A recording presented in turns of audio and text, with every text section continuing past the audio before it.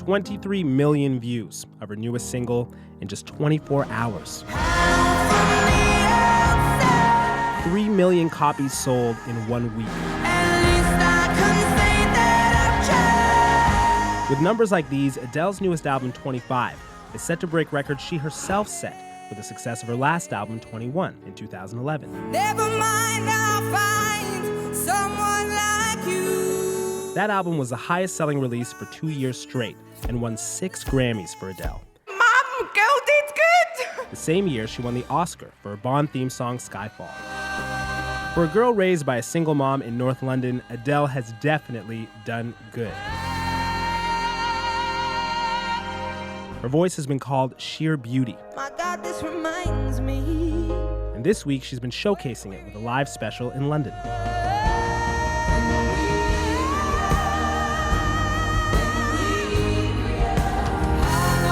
And a return to Saturday Night Live, the show that launched her career in North America back in 2008.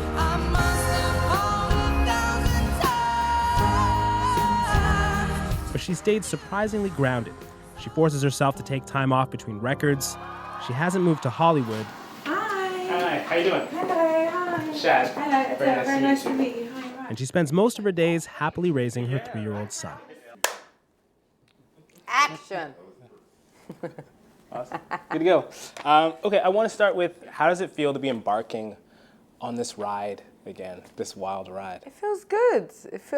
I'm less frightened this time, I think, because I experienced a bit of, the success, not a bit, I think the success I experienced with 21, I was a bit unprepared for, so I felt like I wasn't quite equipped at the time to handle it that well, but I feel like I am this time. This record, the process of making this record, as I understand it, was not as easy as 21. No, it's been the hardest process I've ever had. I couldn't focus, I didn't have any ideas, and also that was sort of the initiation of me realising that I was now entering the studio all the time without any lyrics, and that my studio sessions would start from scratch, whereas on 21 I had all the lyrics. So I would go in and we'd knock out a tune and it would be done in a couple of days because I'd have all the lyrics, and I'd have a few chord ideas. And Why did you want to try it this way, without lyrics? I didn't want to try it. I wanted to go and live lyrics, but I didn't have time at home. I don't work at home at all. I don't even play guitar at home because I'm frightened I'm going to wake the baby up. So there's work and there's home. And you Yeah. separate those two. Oh, yeah. Oh, down the middle. Why is that so important to you? I don't take my work home, and I don't take my life to work either. It gets too emotional, which that sounds stupid because obviously I'm probably the most emotional person with my with my work that I could possibly be. But it's more, that saying oh, don't take your work home. Mm-hmm. Mine is more I've got to really switch on to go to work. My personality is the same, so but being in a headspace of being mum to being me is it's quite a big shift.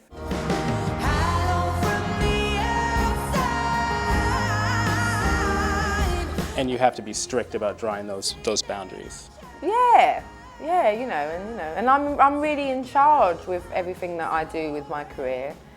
I have a very firm stance on that, whereas at home I'm a hot chocolate, I'm just a little puddle, I understand your son's birth was important for you in this journey as well, creatively. What did that spark inside you? Pride, a lot of pride in myself. He gives me a lot of pride. I never really, I don't know how to describe it. I never really thought much of myself in terms of what I'd managed to create and what I'd managed to pull off and how far I'd managed to bring myself, from when I was born and stuff like that, and out of just sheer willpower and obviously luck, but I didn't really think that much of it. And when I had him, it just, for me, everything, my whole life made sense. I was like, oh, I get it. This is what I'm here to do. I'm here to be his mum. So the world just made sense to me at that point and just gave me I feel so great having given birth to a human being. I feel great. And I feel very powerful. And the fact, it's just great. I love it. I feel like I could do anything. You manage in your songwriting to be, I'm thinking of songs like River Lee, for example, to be so poignant and personal and honest, and at the same time, how do you do that and keep something for yourself? Yeah, that was not an issue. That was something that I was definitely up against with this album because I did feel like with 21 that I didn't save anything, any part of me for myself. We could have had it.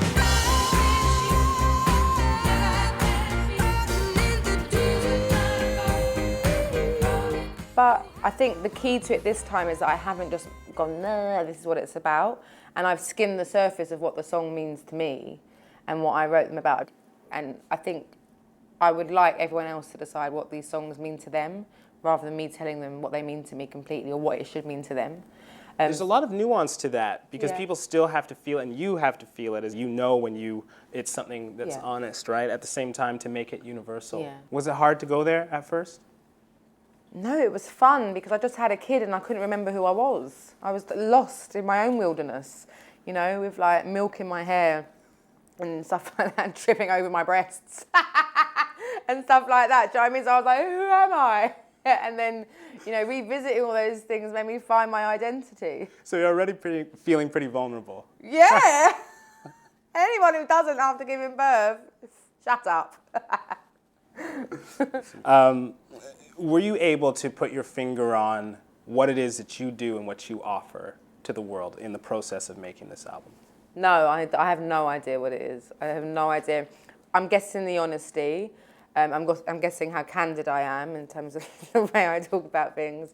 I think sadness does connect people, but I hope I don't only bring sadness. I'd like to bring joy to people as well, but sometimes you find joy in sadness.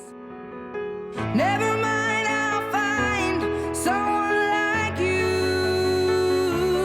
I wish nothing but the best for you to die. You know, I'm not a devastated person. I get my devastation out by writing my songs, and if that brings any comfort to anyone, then that's great. But I have no idea what all the fuss is about. I really don't. But people love you. Well, it's They very really sweet and they kind. really love you. Is it hard to receive that? It makes me uncomfortable, and I don't. But like, not as in like, oh God, no. It's more like what? Like, yeah, I don't know. I'm getting better at it though. The rumor has it he's the one I'm leaving you for. I'm getting better at taking compliments and being like, thank you very much, and I mean it. Thank you very much. But you know, without being like, oh, but I did like this. Oh God, no, look at me this morning. Do you know what I mean? Can you imagine that would be so hard to Yeah. receive all of that? It's a lot Yeah. of love, right? I mean, I'd rather love than hate. Exactly. You described making this album as the hardest thing you've ever done. Yeah, Even harder than having a kid and raising a kid? yeah. How so? I feel like the process of writing my record was such a selfish act to do, being a parent, and because I was going to do something that he would rather me be at home, but also I didn't have to go to work to provide for my family, so I felt terrible. No more terrible than any other mum does, or any other parent, or any worse, any less rather. But I felt, and I still feel terrible. I feel terrible all the time. I think we all do. And I think, so getting that balance is the hardest thing for me. And I wouldn't have to get that balance would I not be making this record and stuff like that. And the guilt of having a bad studio session and spending like 8 hours away. Still regret it. And a part of me keeps holding on, just in case it hasn't gone. I guess I still care. Do you still care? It's kind of important for a child also to watch their parent do what they do and be Yeah. great, and you know. Yeah. And I think it's great that he's going to see his mum being bossy. Let's Yeah. talk about being bossy, being in Not control. boss, yeah, being in control. Being Not in as in like control. you do this, No, yeah, no, like no. it's not bossy, but No, like but I'm I mean, a boss. Yeah, but you're very in In control. England, we say bossy in a good way, like you're bossy. We say that too in Oh, you Canada. do? Yeah, Okay, yeah, good, it's okay, positive. But you are very much in control of your career. It's not. Yeah. It's not an easy thing to do. How did you learn how to be in control? Well, I've always been a control freak from a very young age, and it's my music, and I'm the artist. So why someone in a boardroom who's never written a record in their life should be making decisions for me?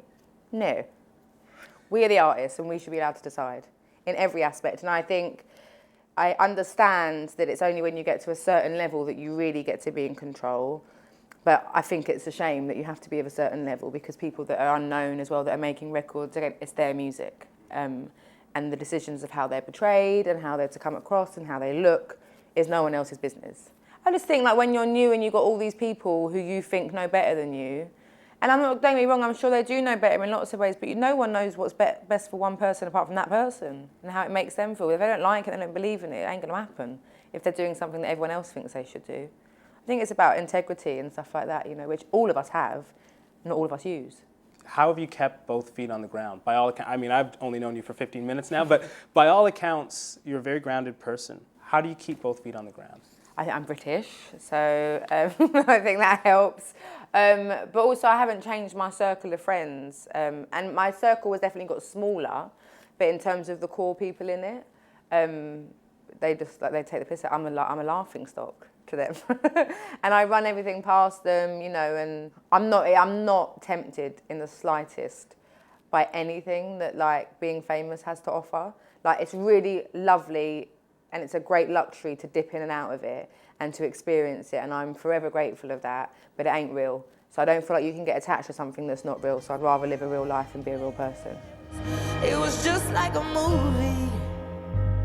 It was just like a song when we were young. You were wonderful. Such a pleasure to meet you. You were really wonderful. Oh, thank you so much. I've never done that in my life. It's a whole new me.